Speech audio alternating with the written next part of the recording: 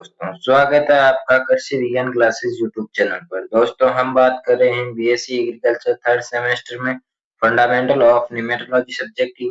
इस सब्जेक्ट में हमने काफी टॉपिक पर चर्चा कर ली है और आज हम एक नए और महत्वपूर्ण टॉपिक पर चर्चा करने वाले हैं, यानी कि जो निमेटोड होते हैं उनका हम प्रबंधन कैसे कर सकते हैं, उनकी प्रबंधन की विधियां कौन कौन सी होती है, वो हम एक तो कल्चर के हिसाब से जानेंगे, यानी सांस्कृतिक उपाय क्या क्या अपनाने चाहिए, फिर हम भौतिक उपाय क्या-क्या अपनाने चाहिए, रासायनिक और जैविक उपाय क्या-क्या हम अपनाकर निमेटोड का प्रबंधन कर सकते हैं, ये सब हम जानकारी करने वाले हैं। यदि आपने पिछली क्लासें नहीं देखी है तो आप कृषि विज्ञान क्लासेस यूट्यूब चैनल के प्लेलिस्ट पर जाकर निमेटोडोलॉजी के साथ-साथ और भी अन्य सब्जेक्ट की क्लासें भी देख सकते हैं। सभी सब्जेक्ट की अलग-अलग प्लेलिस्ट बना रखी है। और यदि आप इस चैनल पर नए हैं और आपने अभी तक चैनल को सब्सक्राइब नहीं किया तो चैनल को सब्सक्राइब करके बेल आइकन को प्रेस कर दें और अपने दोस्तों से भी क्लास को शेयर करें। तो चलिए आज की क्लास शुरू करते हैं और आपको इस क्लास की जो पीडीएफ है वो आपको कहाँ मिलेगी ये मैं आपको क्लास के एंड में बताऊंगा, इसलिए क्लास के एंड तक जुड़े रहें। चलिए आज की क्लास हम शुरू करते हैं। सबसे पहले हम कल्चर मेथड ऑफ निमेटोलॉजी मैनेजमेंट के बारे में पढ़ेंगे, जिसमें हम सबसे पहले आता है कि फसल चक्र परिवर्तन, यानी कि जो क्रॉप रोटेशन हमें अपनाना चाहिए, यानी फसल चक्र अपनाना चाहिए कि हमें फसल को बदल-बदल कर बोना चाहिए या अलग-अलग फसल की बुआई करनी चाहिए। इन्हें बिना पोषक फसलों के वैकल्पिक मौसम में बोने से सूत्रकृमि की संख्या में कमी आती है। जैसे कि राइस के बाद मस्टर्ड का बुआई करना और उसके बाद मेज इन मक्का की बुआई करते हैं। इससे फसल चक्र अपनाते हैं तो क्या होता है, निमेटोड का जो प्रभाव होता है, जो प्रकोप होता है वो कम होता है। जो मेथड होते हैं वो आपको केवल आप इतना सा जैसे फसल चक्र, यदि आप इतने तो जानते हैं फसल चक्र क्या होता है, आपको ये केवल पॉइंट का नाम देखना है कि फसल चक्र क्या होता है। भूमि को खाली छोड़ना, यानी भूमि को खाली छोड़ देना चाहिए। खेत को कुछ समय के लिए खाली छोड़ने से सूत्रकृमियों को प्रतिकूल परिस्थितियों का सामना करना पड़ता है, नतीजा उनकी संख्या घटती है। और फिर आता है गर्मी में गहरी जुताई करना, यानी कि जब ग्रीष्म काल होता है उस समय गहरी जो जुताई करने से क्या होता है कि जो सूत्रकृमि सूख जाते हैं और तेज धूप के कारण उनके जो अंडे या बच्चे होते हैं वो नष्ट हो जाते हैं। फिर आता है प्रतिरोधी किस्मों का प्रयोग करना, जैसे कि जो सूत्रकृमियों के प्रति जो प्रतिरोधी फसलें होती है या जो किस्में होती है उनकी बुआई करनी चाहिए, जिससे क्या होता है कि उनको पोषक तत्व नहीं मिलेगा तो वो धीरे धीरे नष्ट हो जाएंगे। जैसे कि पूसा है 12-01 हो गई, मूंगबीन की जो क्रॉप है वो रूट नॉट जो निमेटोड होते हैं उनके प्रति प्रतिरोधी होती है।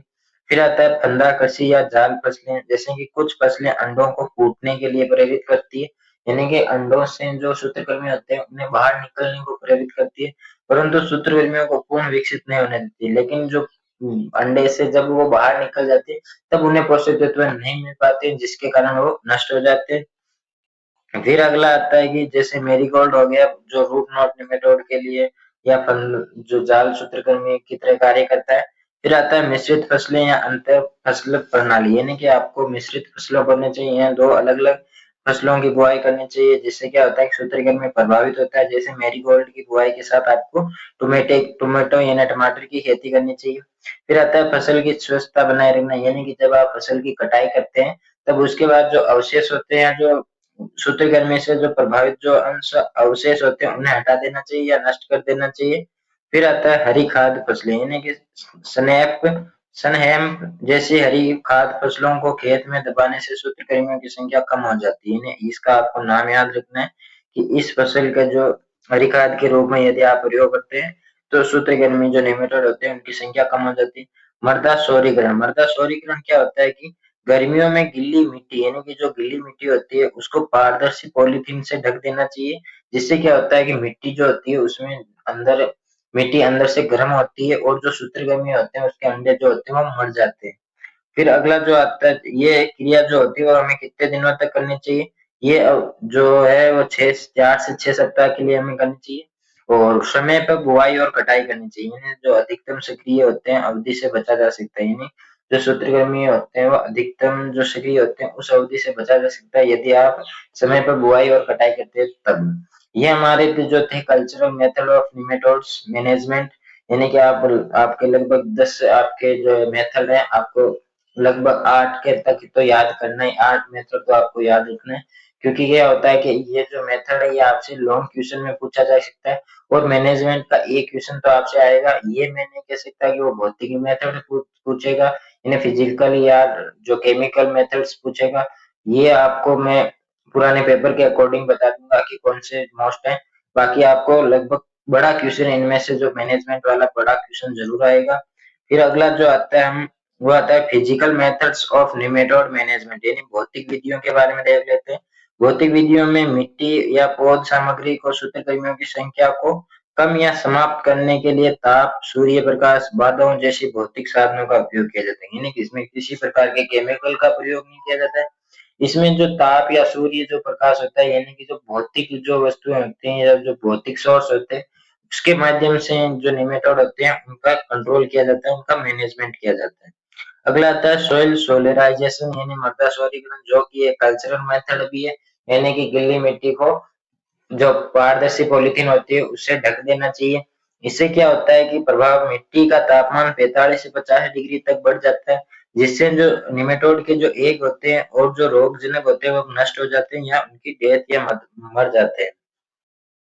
फिर अगला आता है गर्म पानी द्वारा उपचार, यानी कि जो इसका उपयोग किस तरह करना चाहिए। जिन जिन हम जड़ों को या बीजों का उपयोग करते हैं, जैसे बल्ब को गर्म पानी में डुबोया जाता है, इससे क्या होता है कि उनमें जो निमेटोड के जो भी लक्षण होते हैं या निमेटोड के जो भी अंश होते हैं वो नष्ट हो जाते हैं।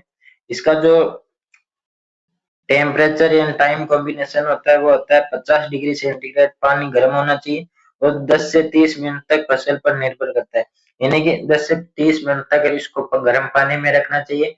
लेकिन वो फसल पर निर्भर करता है कि आप किस फसल में इसका उपयोग कर रहे हैं, तो फसल के हिसाब से वो अलग अलग होता है। फिर आता है कि जो इसका सावधानी हमें क्या रखनी चाहिए, तापमान नियंत्रण आवश्यक है। अधिक ताप से पौधा मर भी सकता है, इन्हें तापमान का भी नियंत्रण रखना चाहिए कि कौन सी फसल कितना तापमान झेल सकती है, सह सकती है। फिर आता है मृदा भाप उपचार यानी सॉइल स्टेमिंग। परिभाषा इसकी देखिए, डेफिनेशन देखें तो मिट्टी को भाप द्वारा गर्म किया जाता है, विशेष रूप से नर्सरी या ग्रीन हाउस, यानी कि यदि आप खुले में खेती करते हैं तो इसे भाप द्वारा ये विधि उपयुक्त नहीं है। लेकिन यदि आप किसी नर्सरी में या ग्रीन हाउस में यदि आप खेती करते हैं या फसल बुआई करते हैं और निमेटोड को नियंत्रित करना चाहते हैं तो ये विधि वहां पे उपयोग की जाती है। इसका तापमान 80 से 100 डिग्री सेंटीग्रेड 20 से 30 मिनट तक मृदा को गर्म किया जाता है या मृदा में भाप के द्वारा इसे किया जाता है। ये जो विधि मेथड्स होता है इसे अपनाया जाता है।